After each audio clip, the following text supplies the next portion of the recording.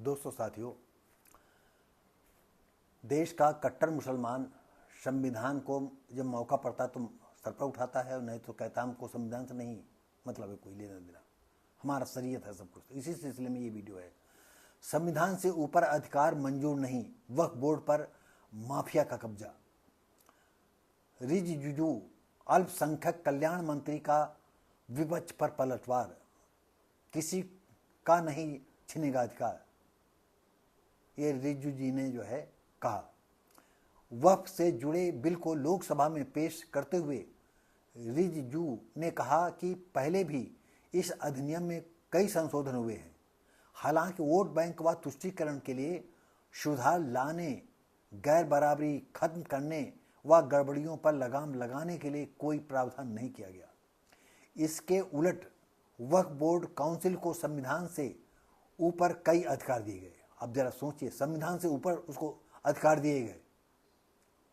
ये कांग्रेस ने किया है दोस्तों साथियों। अभी हम आपको बताते हैं कि कितने अधिकार हैं वक्फ बोर्ड के पास, और बीजेपी सरकार उनके जो गलत अधिकार हैं उसको मटियामेट करना चाहती है, और मैं उसके साथ हूं। यह कैसा कानून है कि वक्फ बोर्ड किसी की संपत्ति को अपनी संपत्ति घोषित कर दे और उसे कोर्ट में चुनौती भी नहीं दी जा सकती है। आप समझ गए ना? अगर आपकी जमीन जायदाद मकान है, अगर वक्फ बोर्ड संपत्ति घोषित कर दे तो आप कोर्ट में उसकी चुनौती नहीं दे सकते, आपको खाली करना पड़ेगा, कब्जा उनको देना पड़ेगा। उन्होंने कहा कि विपक्ष मुसलमान को गुमराह कर रहा है। विपक्षी रात दिन मुस्लिम प्रतिनिधिमंडल मेरे पास आए। कई सांसदों ने बताया कि माफियाओं ने वक्फ बोर्ड पर कब्जा कर लिया है। कुछ सांसदों ने कहा कि वो बिल का समर्थन करते हैं पर अपने दल के कारण ऐसा नहीं कर सकते। जैसे सपा के लोग हैं, कांग्रेस के लोग हैं, बसपा के लोग हैं, और हम भी उसमें वक्फ बोर्ड का जो भारत सरकार एक कैंची चलाने के चक्कर में है, हम उनके साथ हैं पूरी तरह से, पूरी निष्ठा के साथ। जल्दबाजी में बिल लाने के जवाब में रिजिजू जी ने कहा कि विमर्श का काम 2015 से चल रहा है। अब तक 19 राज्यों के वक्फ बोर्ड मुस्लिम समस्याओं संस्थाओं बुद्धिजीवियों से बात हुई है। सबका सुझाव है कि अधिनियम में बदलाव लाकर वक्फ बोर्ड को पारदर्शी व जवाबदेह बनाया जाना चाहिए। हम विधेयक को पीएससी में भेजने की सिफारिश करते हैं। हम चाहते हैं कि इस पर भी विस्तृत चर्चा हो।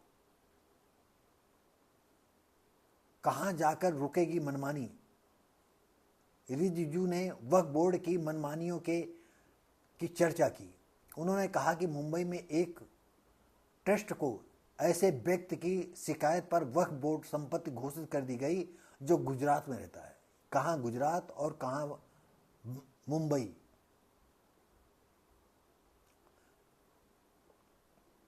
तमिलनाडु के तिरुचिरापल्ली में 1500 साल पुराने सुंदेश्वर मंदिर को और सूरत के म्यूनिसिपल कारपोरेशन की जमीन को वक्फ संपत्ति घोषित कर दिया गया। आप जरा सोचिए, ये वक्फ बोर्ड कैसे खबीसों ने जो है इसको जवाहरलाल नेहरू या कांग्रेस से लड़ करके इतने अधिकार ले लिए। मैं बीजेपी सरकार को सचमुच दिल से मैं धन्यवाद देना चाहता हूं, और इसमें पूरी पारदर्शिता हो, और जितनी भी जमीनें इन्होंने सैकड़ों सालों में कब्जाई हैं उस पर कब्जा किया जाना चाहिए। भारत सरकार उस पर कब्जा करे। चारों तरफ घपला ही घपला है। इसे ही सुधारने के लिए विधेयक लाया गया है। देश में एक भी कानून चलेगा, एक ही कानून चलेगा। शिवसेना सांसद श्रीकांत सिंह ने कहा कि वक्फ के खिलाफ हजारों शिकायतें हैं। देश में एक ही कानून चलेगा, आपको अलग कानून की जरूरत नहीं है। इस बिल में महिला की भागीदारी भी होगी। सांसद व केंद्रीय मंत्री चिराग पासवान ने भी विधेयक को मुसलमानों के हक में बताया। खरबों की संपत्ति, कमाई महज 1000 करोड़, यानी जितनी जमीनें इंडिया में इनके पास है तो खरबों की संपत्ति है, और कमाई सिर्फ 1000 करोड़। रिजिजू ने सच्चर समिति की रिपोर्ट के हवाले में कहा कि वक्फ के पास लाखों करोड़ों की संपत्ति है, इसके बावजूद इसकी कमाई महज 1063 करोड़ रुपए सालाना ही है, जबकि यह कम से कम 12,000 करोड़ रुपए सालाना होनी चाहिए। ऐसे में ऑडिट में उचित प्रबंधन की जरूरत है क्या? इतने पैसे आए तो मुसलमानों के कल्याण पर ही खर्च होंगे, फिर इसे राजनीति का विषय क्यों बनाया जा रहा है? सच्चर समिति और पीएसी की सिफारिश पर कांग्रेस को घेरा। उन्होंने कहा कि इन्हीं कमेटियों ने वक्फ में महिलाओं की भागीदारी, वक्फ संपत्तियों के ऑडिट, वक्फ का काउंसिल ने विचार के लिए इंदिरा गांधी के शासनकाल में ही अनियमितताओं पर लगाम लगाने की सिफारिश की थी। हालांकि इसके बजट 2 बार संशोधन में इन सिफारिश पर ध्यान नहीं दिया गया। 2 बार बातें उठी, लेकिन कांग्रेस सरकार ने कैसे मौन धारण कर लिया, मूक दर्शक हो गई। वही गांधी की 3 बंदर वाली कहानी हो गई, न सुनूंगा, न कहूंगा, न देखूंगा। सरकार ने विधेयक में उन्हें सिफारिश को शामिल नहीं किया। सरकार ने विधेयक में उन्हें सिफारिश को शामिल किया है। संख्या कम है तो नहीं देंगे हक।